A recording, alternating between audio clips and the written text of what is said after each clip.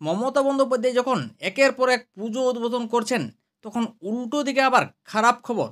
মুখ্যমন্ত্রীর খুবই ঘনিষ্ঠ কলকাতার প্রাক্তন পুলিশ কমিশনার বিনীত গোয়েল এবার বড় বিপদের মুখে। আরজি কর হাসপাতালে মহিলা চিকিৎসকের দেহ উদ্ধারের সময় অভিযোগ করা হয়েছিল তাকে ধর্ষণ এবং খুন করা হয়েছে।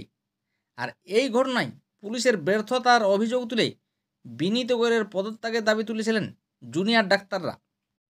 যদিও বিনীত গোয়েল বলেছিলেন আরজি কর কাণ্ডের তদন্ত যা হয়েছে তাতে নিজের কাজে খুশি, কিন্তু শীর্ষকর্তারা যদি মনে করেন যে আমাকে পদ ছেড়ে দিতে হবে, তাহলে কিন্তু আমি পদ ছেড়ে দেব।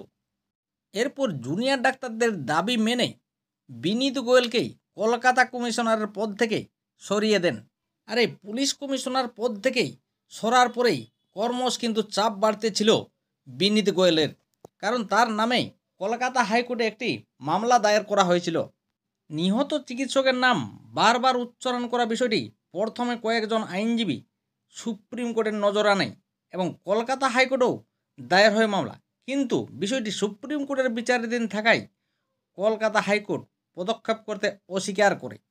এরপর চলতি সপ্তাহে সুপ্রিম কোর্টে ফের বিষয়টি উত্থাপন করেন কয়েকজন আইনজীবী।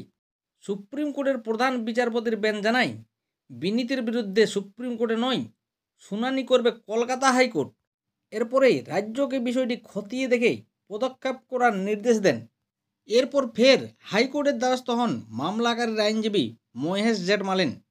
আদালতকে তিনি জানান সুপ্রিম কোর্টের নির্দেশের পর হাইকোর্টে মামলাটির শুনানি শুরু করতেই কোনো বাধা নেই।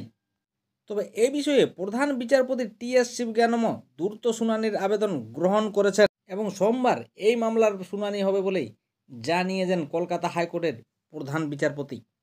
তবে এই অভিযোগেই দোষী প্রমাণিত হলে বিনীত গোয়েলের 2 বছর পর্যন্ত কারাদণ্ড হতে পারে।